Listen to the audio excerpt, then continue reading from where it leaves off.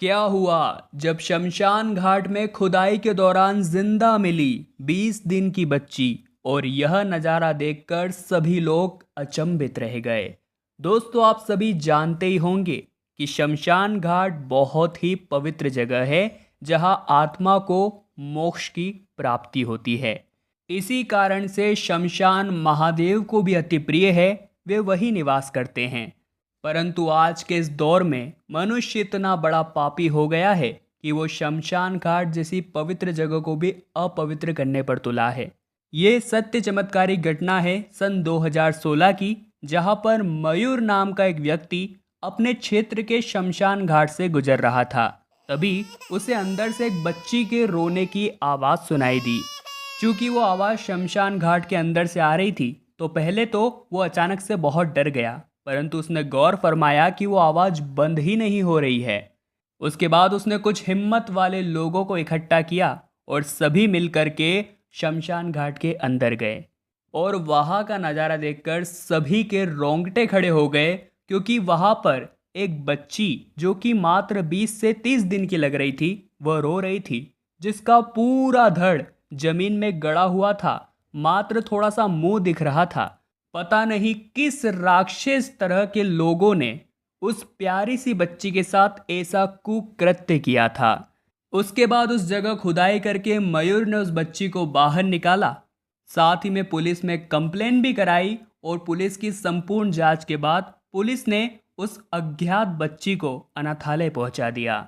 मयूर महादेव का बहुत ही बड़ा भक्त था। उसके साथ जो घटना घटित हुई थी, वो उसे बहुत ही हैरान कर रही थी। उसके बाद वो सीधा जाकर के महादेव के मंदिर में जाकर बैठ गया, जहाँ पर अचानक ही उसका दिमाग चलने लगा। उसने सोचा कि मुझे उस बच्ची के दोषियों को सजा दिलवानी चाहिए, अन्यथा वो आगे भी ऐसा कर सकते हैं। और यह भी हो सकता है कि महादेव ने उस बच्ची की आवाज़ मुझे इसलिए सुनवाई हो, क्योंकि वो मेरे द्वारा उस बच्ची को न्याय दिलवाना चाहते होंगे। उसके बाद मयूर सीधा पुलिस स्टेशन गया और पुलिस वालों से जांच पड़ताल की मांग की। 2 दिन हो चुके थे, परंतु पुलिस बड़ी सुस्त नजर आ रही थी। और जब उसे समझ आ गया कि पुलिस कुछ नहीं करने वाली, तो उसने अपने स्तर पर जांच करना शुरू कर दिया। उसने शमशान घाट के बाहर जो कुछ छोटी मोटी दुकानें थी, वहां पर पूछताछ की कि क्या इस तरह की बच्ची लेकर यहाँ कोई आया था। उस समय सभी ने उसे ना कह दिया कि हमारा ध्यान तो हमारे काम पर था, हमने ऐसा कुछ देखा ही नहीं।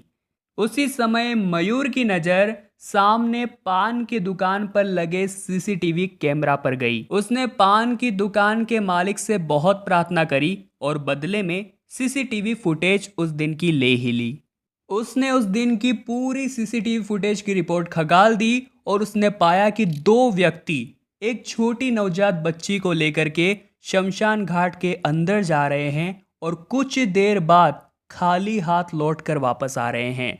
उसने तुरंत जाकर ये सीसीटीवी फुटेज पुलिस ऑफिसर को दिखाई, और सबूत हाथ में था, इसलिए कार्यवाही करने पर वो भी मजबूर हो गए। और अगले 2 से 3 दिन में ही सीसीटीवी फुटेज के आधार पर उन दोनों व्यक्तियों को पुलिस ने गिरफ्तार कर लिया। और जब उन दोनों से पूछताछ की गई, तो पाया गया कि वह एक बेटा है और एक उसके पिता है। और उस बेटे ने यह भी कबूला कि मेरी ऑलरेडी 3 लड़कियां हो चुकी थी, और एक और लड़की संभालने की हमारी क्षमता नहीं थी, इसलिए मेरे पिता ने जो मुझे कहा मैंने वही किया।